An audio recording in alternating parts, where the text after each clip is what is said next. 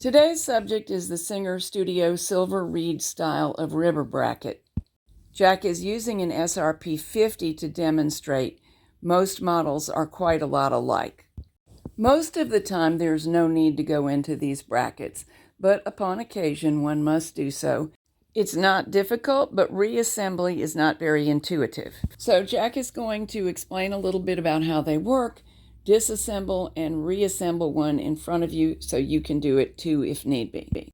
All right, let's look at what's going on with this ribber bracket.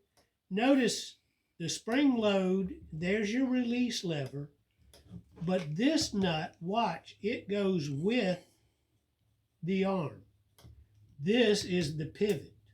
So to take this off, this is the one we loosen, not that one. That one stays. Now to disarm the spring, we get our little flat screwdriver in, and that's just that easy. And it's out of the way. 7 millimeters, and we can loosen this. And once you get a couple of turns on it, it's finger tight.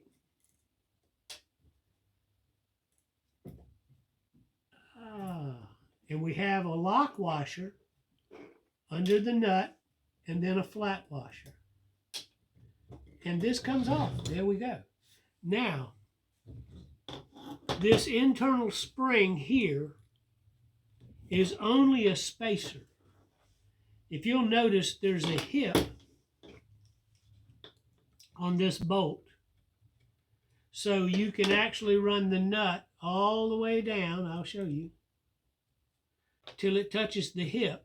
And this is a tensioner between the two plates so that this has to be spaced and it's held in position by this tensioner.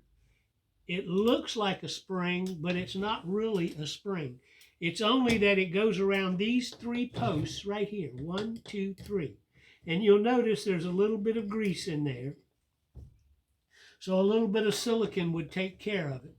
Now, this is the little spring spacer properly installed. If you'll notice, a corner surrounds that post, this loose end surrounds that post, and this is laying along the 3rd post. Now, trust me, it will pop off of there, and I will show you. You start by putting this one in, then you stretch it till that one pops into that corner, and then it'll sit there while you put it back together. So we very carefully sit it down, center it, and we, again, when we put this piece on, we want this butt plate to go right in that hole. And you can again see the grease where they pivot right in there. There's part of the grease on that and part of the grease there. Now this guy is your fine adjustment for the gate pegs to be properly spaced between the ribber and the main bed. And it's in the manual how you set that. It has to be done with the ribber on, but that's where you loosen this nut. Now I think the friend said one of these was broken. It's probably this one.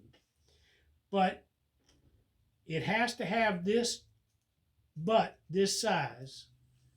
So if you put another bolt in there, it's got to have a base this size to go in that hole. But this is a fine adjustment when the ribber is on and it's mounted. If you loosen that, you reach in and you slide this back and forth, and you can see it's riding in an eccentric loop right there. So it's going to very carefully raise and lower the ribber bed by a little bit. So you get the main thing set up, and that's your finite adjustment on the ribber. Now we're going to put this back in its spot.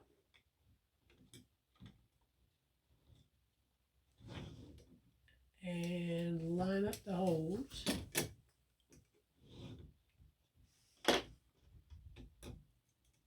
Flat washer, lock washer, nut.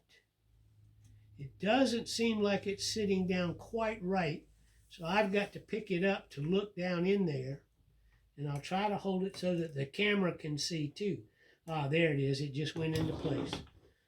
But you got to make sure, if the camera can see, they're spaced apart because it's not lined up, and it just popped in to the hole in the base for this. Now I can tighten this up. What about that third corner that went around the post? Where, have you ever released it? No, it's supposed to stay there. You talking about the little square spring? Mm-hmm. Yeah, it's where it's supposed to be. And now we're pivoting like we should, and all we have to do is engage our spring. But you can tell it's flat because this can't go anywhere without the main lever.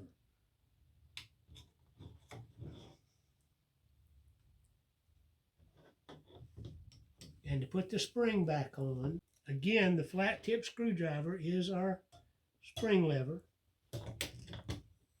We get it over and then line it up so the tip goes right in the hole. There it is, just like that. Can you rotate it upwards a little bit so we get a different view? There we go. So you get it off, you just go in here and lift it. And you do the same thing to get it back on. You pry this way and get it onto this metal piece and then slip it around so that the tip of the spring goes in the hole. And there we are, we're ready for Freddie to go back on.